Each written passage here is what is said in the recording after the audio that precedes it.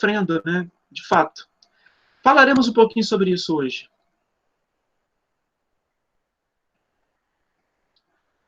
Bom, queridos, esse rapaz aí que vocês estão vendo no visor é o nosso querido, saudoso Nicolau Maquiavel, né? Que nasceu em 1469, morreu em 1527. Na aula passada, eu discuti com vocês alguns aspectos relacionados ao Renascimento, né? Vimos que Nicolau Maquiavel sofreu grandes influências do movimento renascentista. Esse movimento foi constituído na Península Itálica, mais precisamente em Florença, entre os anos de 1450 e 1550, que foi o período aí do apogeu, né, momento, né, que esse movimento ele toma corpo, né, de destaque em Florença, e depois, né, ele vai sendo expandido, né, para outros territórios da Península Itálica e também para outras regiões da Europa. Um movimento que buscou reflorescer, ressurgir a cultura greco-romana, em contraposição à visão de mundo difundida pela Igreja Católica na Idade Média, que foi a visão teocêntrica do mundo. O movimento renascentista agregou indivíduos, né, personalidades de distintos campos acadêmicos e intelectuais, artísticos, né? No campo das artes, nós também discutimos, né? Nós vimos que esse movimento agregou pintores, escultores, autores que trabalharam com a literatura, cientistas, filósofos, políticos, uma vez que foi um movimento que valorizou a razão, o pensamento racional, valorizou a autonomia do indivíduo, defendeu, em linhas gerais, uma visão mais antropocêntrica do mundo, uma visão que colocava o homem no centro do mundo, os humanos, né, como atores importantes no centro do mundo. Maquiavel ele vai trazer para a política essa reflexão. Quando Maquiavel, por exemplo, diz que a política é feita por homens, a política é uma instância mundana, ele está se respaldando nessa visão do Renascimento.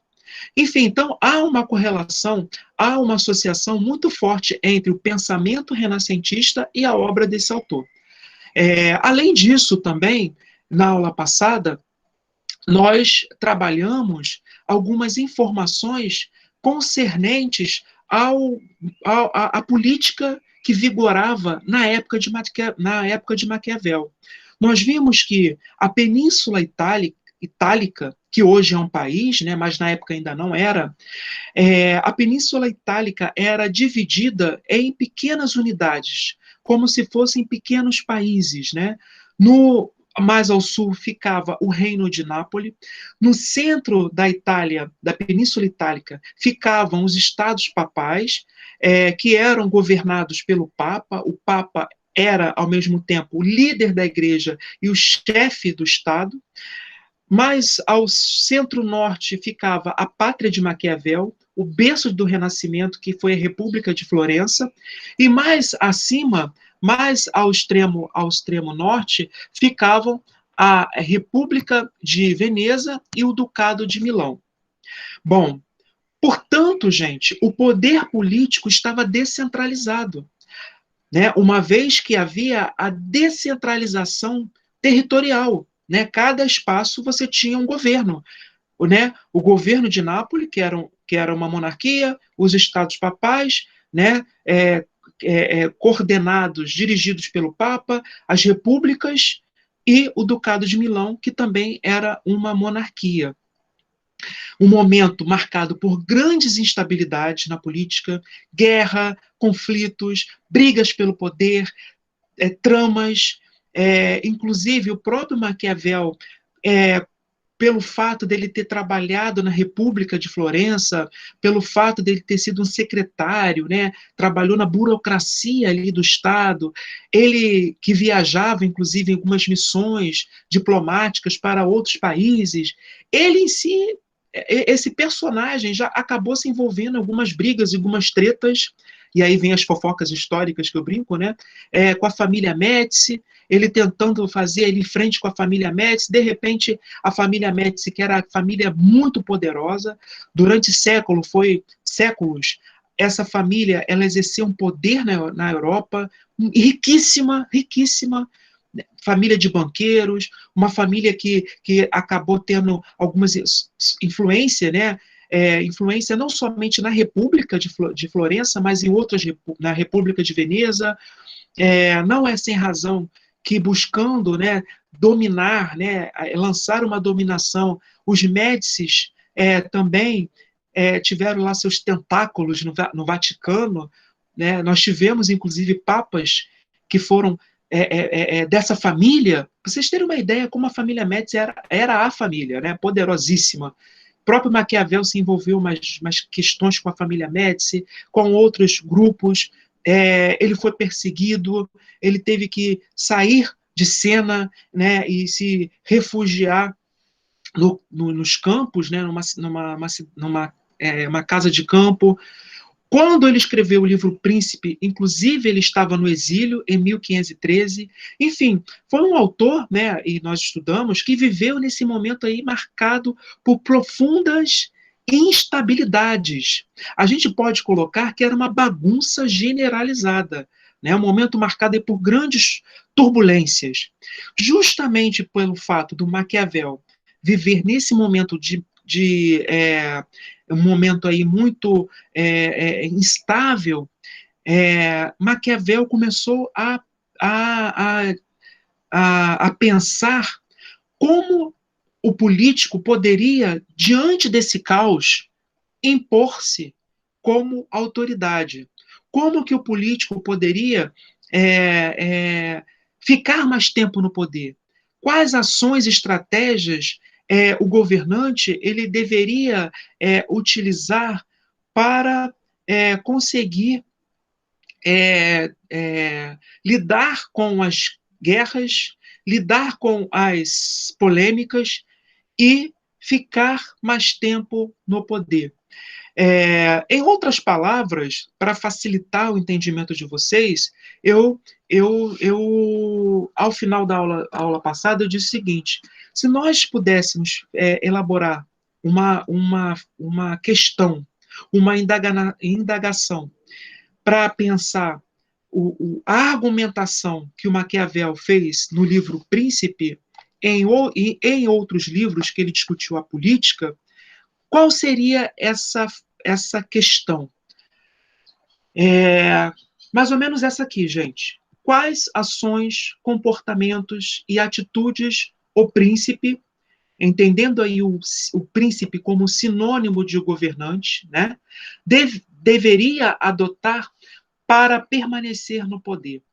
Né? Que tipo de estratégia, que tipo de comportamento e atitude o governante ele deveria pautar a sua relação com o povo, né? Então, qual formato ele deveria, né, adotar para gerir, para garantir um termo, né? É um termo moderno, mas é muito aplicável para a gente falar sobre essa questão, para garantir a governabilidade, gente.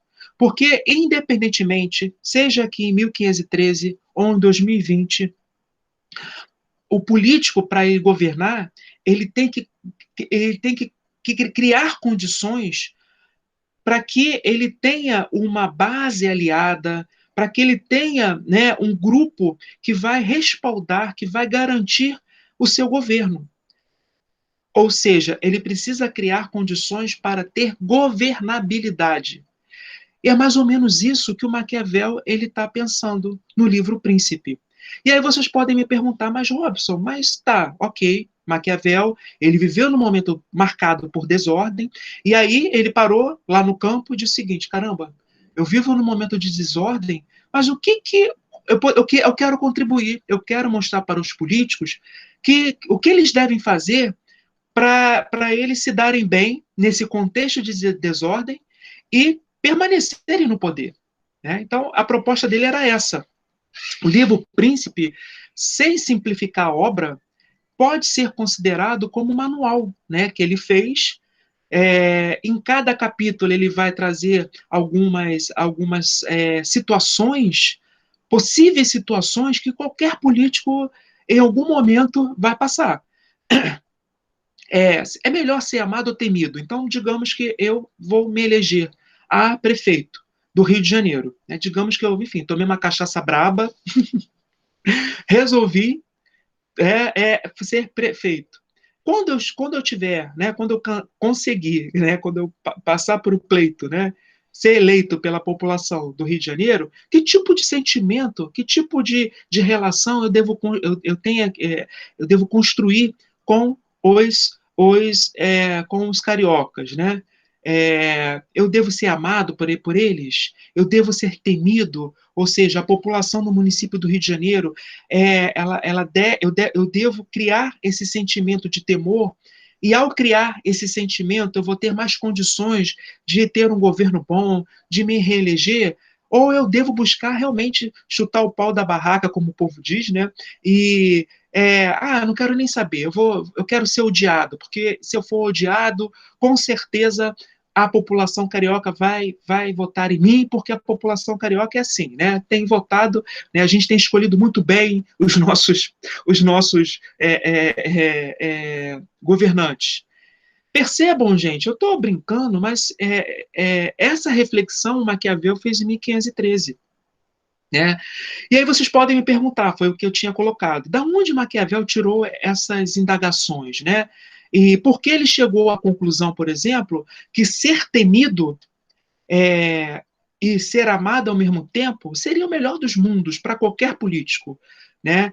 Ao mesmo tempo, fazer com que a população olhe para mim e tenha uma certa cautela, um certo temor, mas tenha aí também um sentimento de afeto, de amor, para ele seria o melhor dos mundos, né? Ou ser temido, amado, mas nunca odiado, né? Por que ele chegou a essa máxima? Maquiavel, ele vai se respaldar no livro Príncipe para desenvolver o seu método, para desenvolver as ideias que nós vamos trabalhar, né, durante essa aula. Ele se baseou na história. Maquiavel foi um grande estudioso, gente, eu falei isso na aula passada, não só das línguas clássicas, como o grego, né, enfim, o latim, que eram línguas que Maquiavel dominava, isso já desde pequeno. Maquiavel também estudou muito a história. Como um bom renascentista, Maquiavel se debruçou lá nos escritos dos historiadores da Grécia Antiga, nos escritos dos historiadores de Roma, da Idade Média. Era um rato de biblioteca, digamos assim. O cara estava lá sempre estudando, estudando, estudando. E ao estudar a história, Maquiavel ele já se interessava pelos grandes feitos dos reis, dos monarcas. Né?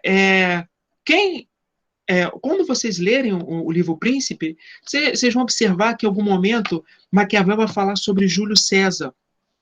Né? Ele vai falar sobre Alexandre o Grande em outras obras. Ou seja, ele estudou com afinco a vida desses políticos, a vida desses governantes. Né? E a partir do estudo da história, ao estudar a vida desses governantes, ao observar o que deu certo e o que deu ruim, digamos assim, no bom popular, no fazer desses políticos, ele foi meio que chegando a uma conclusão. Né? Ao comparar a trajetória desses grandes líderes, ele foi observando que alguns padrões foram se repetindo. Ele observou que os líderes que foram temidos ficaram mais tempo no poder na história. Ele observou que aqueles camaradas que foram odiados, eles foram traídos e muitos até executados pelos seus opositores, né, com muito ódio, né, que se rebelaram. A história para o Maquiavel, como eu coloquei aqui no slide, foi a grande mestra, a fonte mais segura de ensinamentos, pois o que ocorrera no passado tendia inevitavelmente, a seu ver, a repetir-se no presente e no futuro. A história era cíclica, a visão de Maquiavel sobre a história é uma visão cíclica.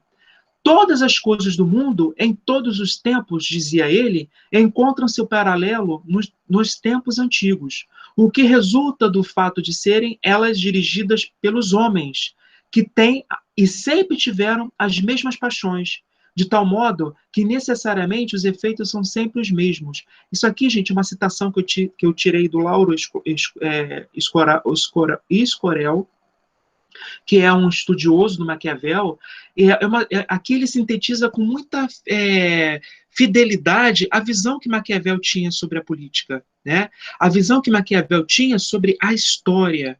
Os fatos históricos, gente, eles são cíclicos.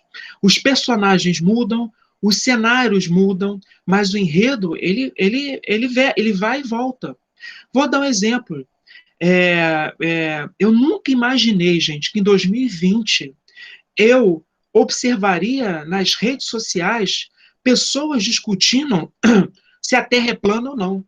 Galera, pelo amor de Deus, isso aqui era uma discussão dos tempos de Maquiavel, uma discussão que ocorria na Idade Média, né? Se a Terra é o centro do mundo, do universo, né? A abóbada, a Terra e os astros, né? Os renascentistas rompem com essa visão. Percebam que depois de mais de 500 anos, a história sendo cíclica, mudou-se os personagens, mas o tema continua o mesmo. Teorias da conspiração, agora com a difusão das redes sociais, a gente vê teorias absurdas, né?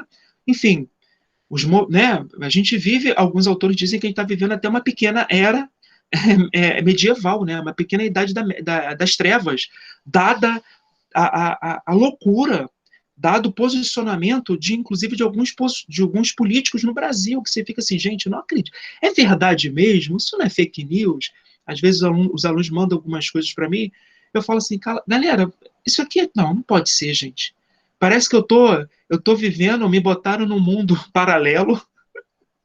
Sabe aquele, enfim, me lembrei agora dos Super Amigos, né? Eu gostava muito de desenho, que tinha um mundo paralelo, que todo mundo era meio quadrado, um mundo meio estranho. Às vezes eu acho que eu estou vivendo esse mundo, essa realidade paralela, né? Doida. Enfim, história cíclica, né? Diante de tanta tecnologia, o mundo globalizado, né? As redes sociais, tantas descobertas da ciência, a nanotecnologia, descobrindo aí, né? Essa fronteira, né?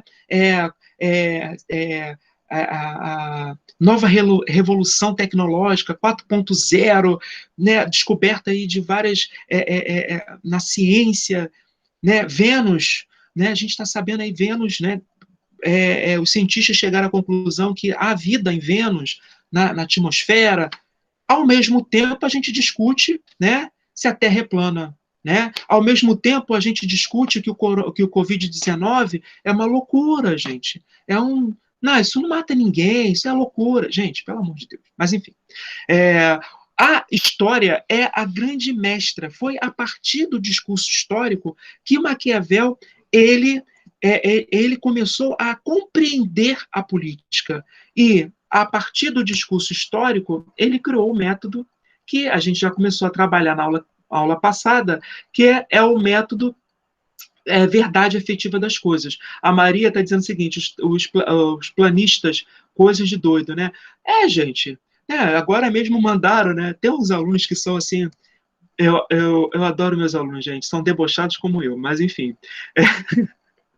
Um aluno me mandou, o queridíssimo da turma do semestre passado, um barco, um navio terraplanista aí que ficou perdido, né, no oceano, que os caras queriam chegar lá no limite da Terra, enfim, quase que os caras morreram. Enfim, gente, é isso aí, a gente tem que trabalhar com essas coisas, né? Bom, método veritae effectuale, verdade efetiva das coisas. De acordo com Maquiavel, para que a gente compreenda a política, a gente tem que partir da realidade concreta E a partir da observância dos fatos concretos, nós vamos intervir nesses fatos. Em outras palavras, como a autora que comenta a obra do Maquiavel, no texto que eu pedi para que vocês lessem, né, como a autora coloca lá, né, ver a realidade como ela é, e não como gostaria que ela fosse. Quando eu vejo, por exemplo, hoje o município do Rio de Janeiro, quando eu vejo toda essa bagunça institucional no município do Rio de Janeiro e no município e no estado do Rio de Janeiro, eu gostaria, gente, aqui, ó, eu gostaria que não tivesse sido aberto aí um processo de impedimento para o governador, né? Um processo de impedimento para saber se o nosso governador está sendo feita uma investigação para saber se ele realmente se envolveu em práticas ilícitas ou não. A investigação tem curso, mas para que essa investigação seja feita, teoricamente, com rigor, é importante que ele seja afastado. A despeito, né, da minha visão dele positiva ou não, eu não queria que isso acontecesse. Para o nosso Estado, é muito ruim. Todo o processo de impedimento, gente, é trágico. Quando eu falo trágico, é para a população. Né? No momento em que a gente poderia estar, né, os nossos parlamentares poderiam estar legislando em prol do povo, se preocupando, né, em desenvolver, né, a sua atividade, né, enfim, parou-se tudo para ver se o cara vai ser impedido ou não. Né? Eu queria que isso não acontecesse. Né? Eu e todo mundo, né? A gente, né, independentemente de qual partido, quando o cara ganha, ou quando a cidadã ganha, a gente tem que, né, buscar, né, somar forças para que as coisas funcionem. Eu penso dessa forma. Embora realmente eu não tenha nenhuma predileção com o nosso governador, mas a ideia era essa. Eu queria que fosse assim. Só que eu não posso ver a política a partir do que eu quero, como ele colocou aqui, como ela colocou, né? A partir do ideal que deveria ser. Eu tenho que partir da realidade concreta. Infelizmente, a gente vive uma questão institucional, uma questão de corrupção, que não é necessariamente desse governo, gente. Se a gente pega o estado do Rio de Janeiro, né, é uma coisa vergonhosa, não tem outro adjetivo. Vários governadores que foram presos, que estão inelegíveis. O que é isso, gente? Governadores que não, por um tempo, esses políticos eles não podem se eleger. Né? É uma vergonha. Alguns, inclusive, que usaram do discurso religioso, né, como voto de cabresto. Isso aí não é um achismo do professor, é uma constatação empírica. Eu estou vendo a realidade como ela é. Ah, professor, mas não fala sobre isso, não. Né, porque vai afetar, né, alguns vão se sentir incomodados. Gente, vamos observar a política como ela é. Não podemos mais idealizá-la. A política, infelizmente, ela se constituiu dessa maneira. Né? E como que essa relação no nosso Estado, gente, tanto no município quanto no âmbito do governo, essa relação entre política e religião, ela está sendo muito ruim para as instâncias do poder, mas também para a religião. Como eu vejo, né, ao conversar com algumas pessoas, infelizmente, pessoas que passaram a desacreditar da religião por conta desses políticos. Infelizmente. Né? Porque ao usarem desse lugar, esses políticos, eles acabam colocando em evidência, né, e colocando aí, dando visibilidade ao sagrado, gente. Isso para mim, isso para mim é uma coisa muito, muito ruim, porque o sagrado, independentemente de qual seja, se é o sagrado cristão, se é o sagrado das religiões de matriz africana, se é o sagrado islâmico, enquanto estudante de religião, eu acho que o sagrado ele deve ser uma expressão humana que deve ser como as outras, mas mais do que as outras, a meu ver, deve ser respeitado, deve ser a gente deve trabalhar com muito cuidado, porque a gente está entrando numa, numa, numa esfera que é uma das esferas mais genuínas do ser humano, que é a crença, que é a devoção, que é a capacidade que o ser humano tem inventiva, né, de crer naquilo que não vê. Eu acho isso sensacional, né, essa dimensão humana. E alguns políticos, né, inclusive usando da esperteza, sendo até maquiavélicos no sentido de usar de estratégias, têm observado o segmento religioso como um segmento potencial de ter voto e de se permanecer no poder. Aí é uma questão que a gente precisa refletir com muita cautela, com muito bom senso. E vocês, enquanto futuro operador do direito, vocês precisam ter observar essa dimensão da nossa sociedade que está pulsando aí, infelizmente, né? Bom, a partir daí do método Veritae Effectualia, estudando a política,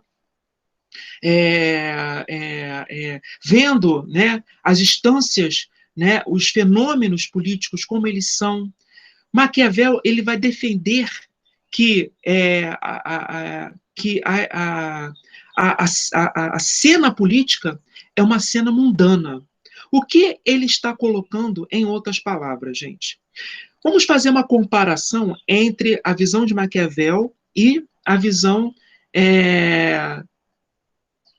teológica acerca da política.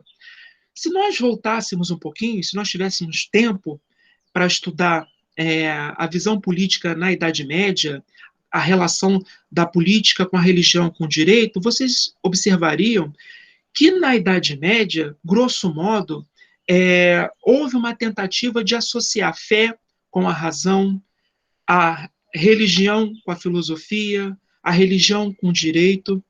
E no discurso teológico na Idade Média, havia a ideia de que o político é um ser, né, o rei está ali, porque Deus quis. Há o direito divino, né, por trás.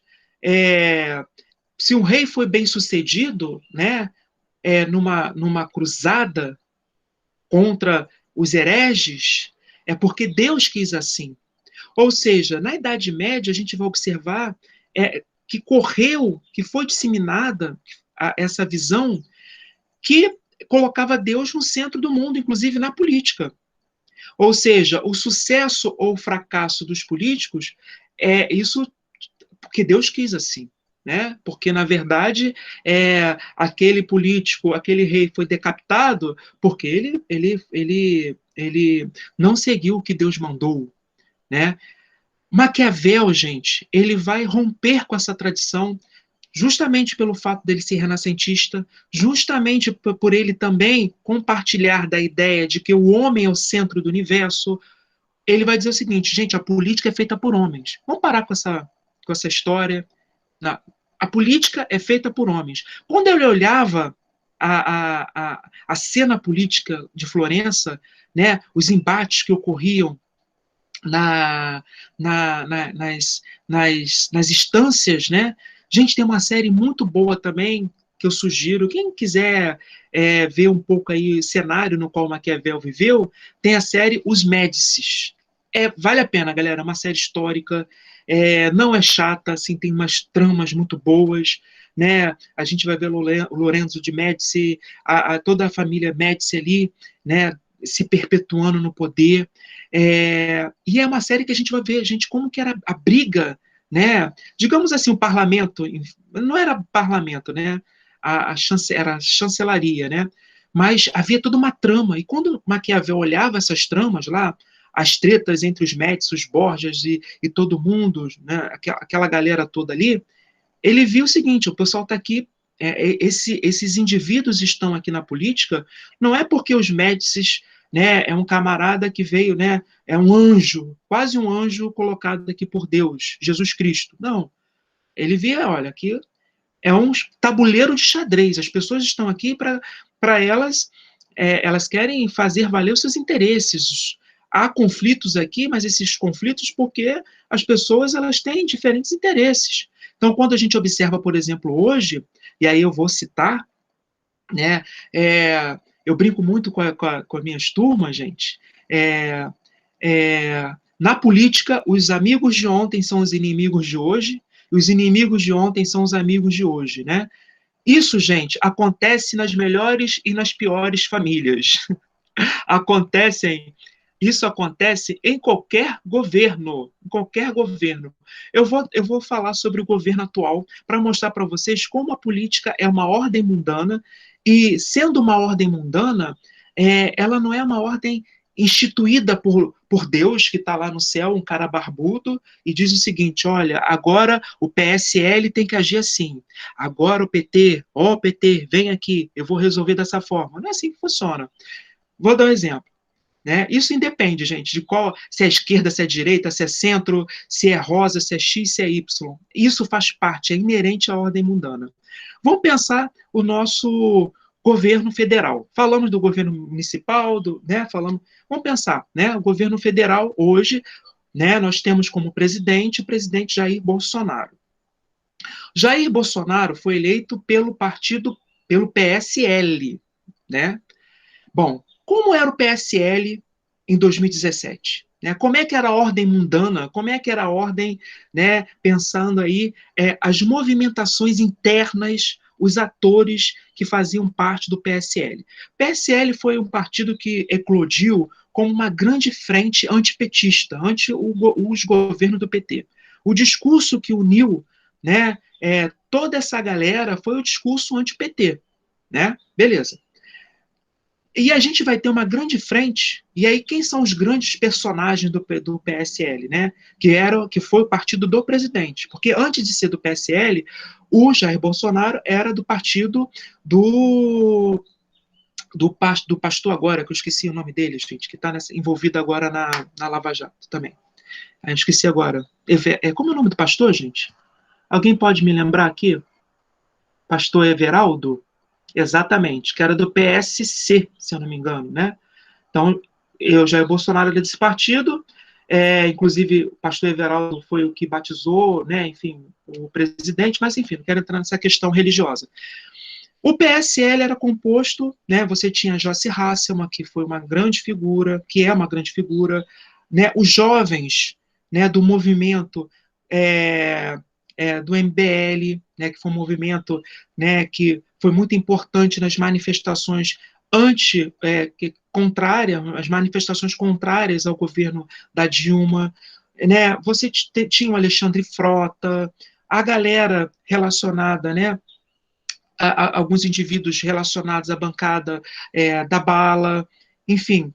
2017, essa grande frente, todos amigos, né? Amigos para sempre. Só que a ordem política, gente, ela muda o tempo todo. Essa galera toda conseguiu entrar para a política, né, cada um nas suas instâncias.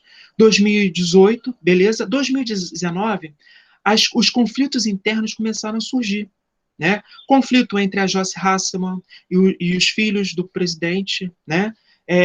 Enfim, esses conflitos tomaram grande visibilidade na mídia. Conflitos entre ela, depois o Alexandre Frota, mas depois os dois se uniram, conflitos do Alexandre Frota com relação ao presidente, conflitos do presidente com algumas pessoas, inclusive, inclusive em função disso, o presidente saiu do partido, né, e encontra-se hoje sem legenda, né, buscou criar uma nova sigla, que era a Nova Aliança, em 2019, ou seja, quando a gente olha o PSL de 2018 e hoje, né, 2019 e 2020, é uma outra configuração. O presidente nem está mais no partido.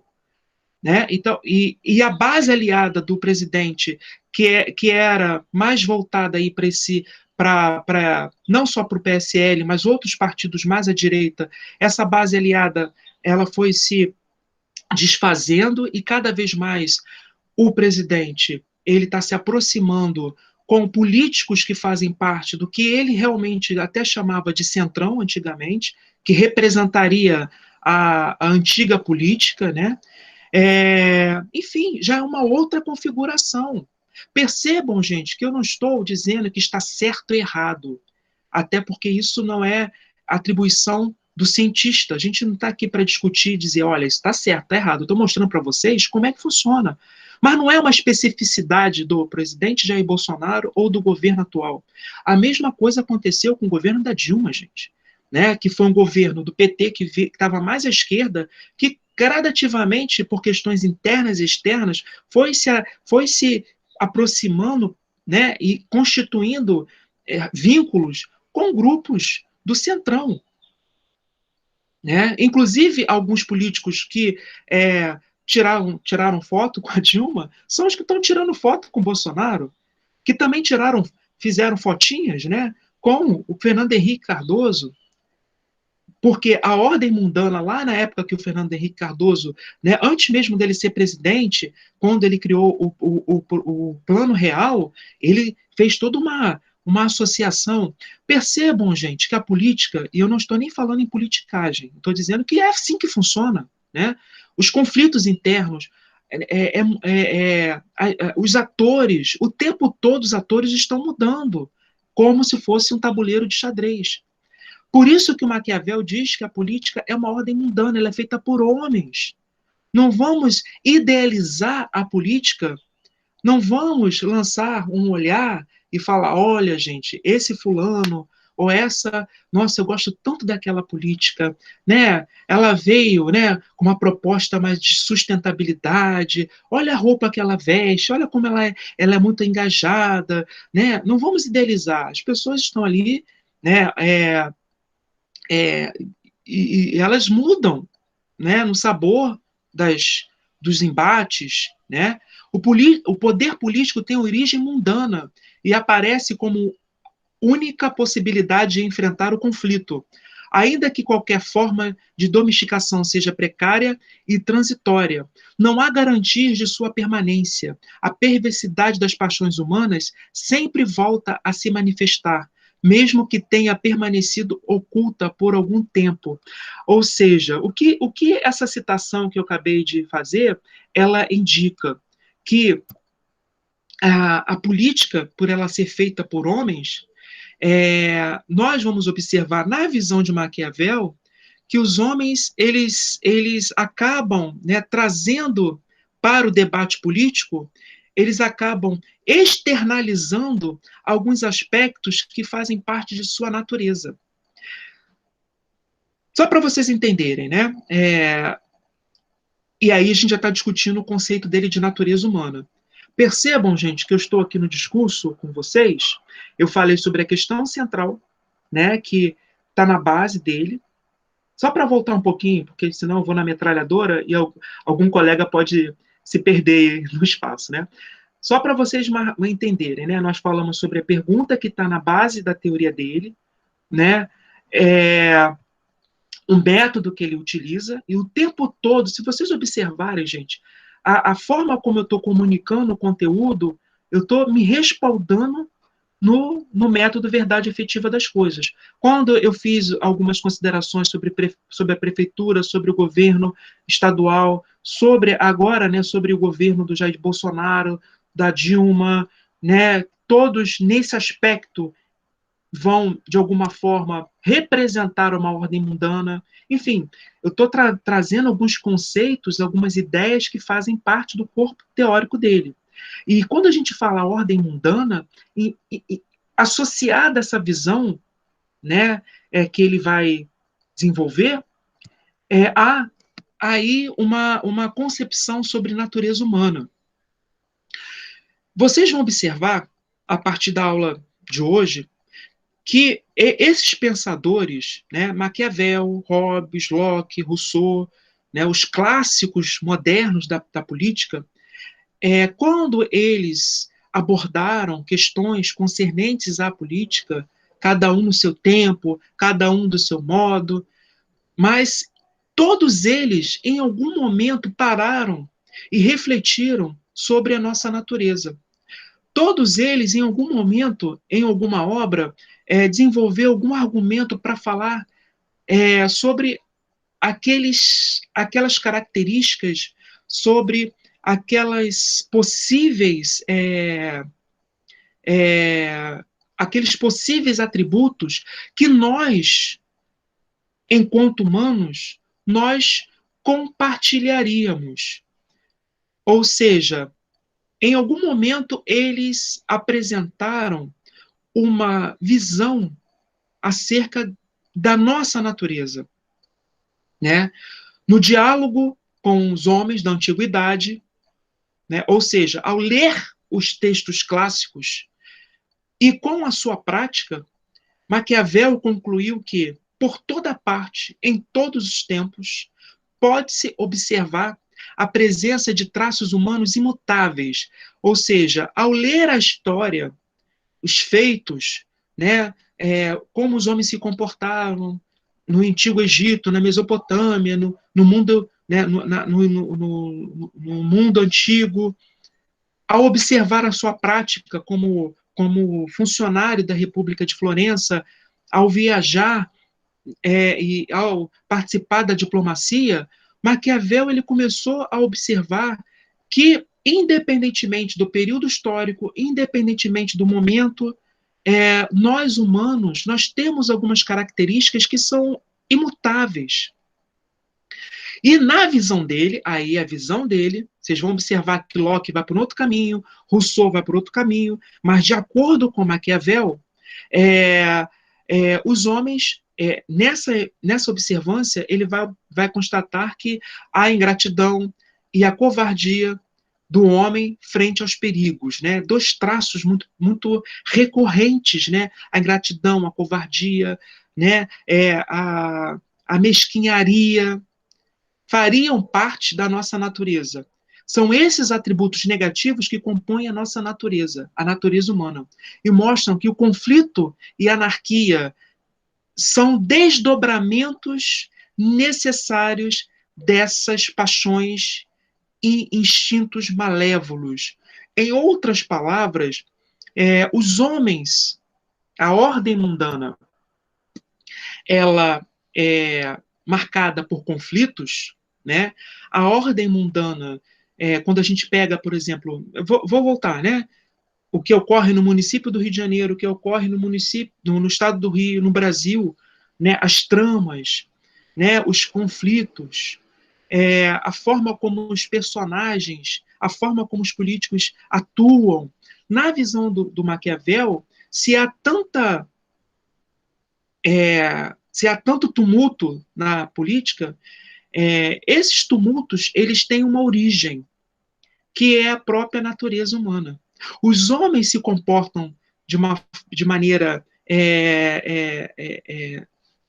conflitiva na ordem política porque os homens são maus, porque os homens são ingratos, porque os homens eles buscam o tempo todo fazer valer os seus interesses. Vocês podem perguntar, nossa, mas o Maquiavel, que cara pessimista, né? Pô, mas o Maquiavel defendia isso, Robson? O Maquiavel defendia que nós devemos ser assim? Não, gente. O Maquiavel, ele está partindo da realidade concreta. Não é o que ele queria, não é uma coisa que ele desejava, que ele almejava. É bom colocar isso, gente, porque Maquiavel foi muito mal compreendido, e a gente está aqui na defesa desse camarada. Ele foi mal compreendido à época, ele é mal compreendido na atualidade. À época, para vocês terem uma ideia, alguns chamavam ele de demônio. Já vê aquele demônio do Maquiavel, né? Por que isso, gente? Porque foi um momento que o discurso religioso, embora Maquiavel já estivesse no Renascimento, né?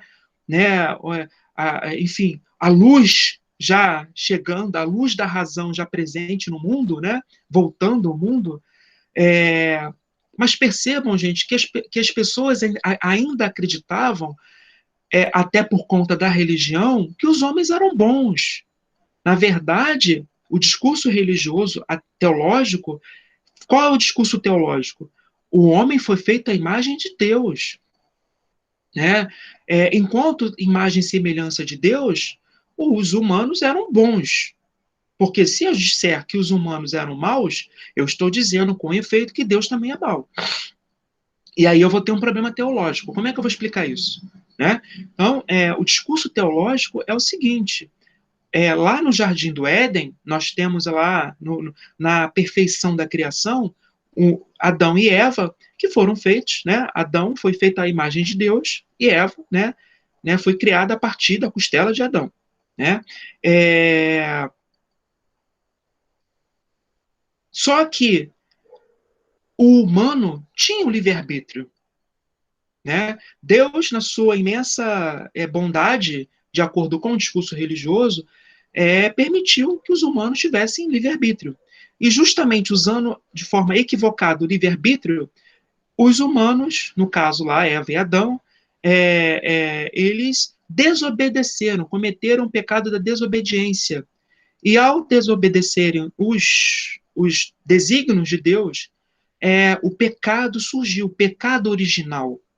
O mal surge em função da desobediência humana. Esse é o discurso teológico, é o discurso sobre a natureza humana. Maquiavel, ele rompe com isso, ao dizer que não.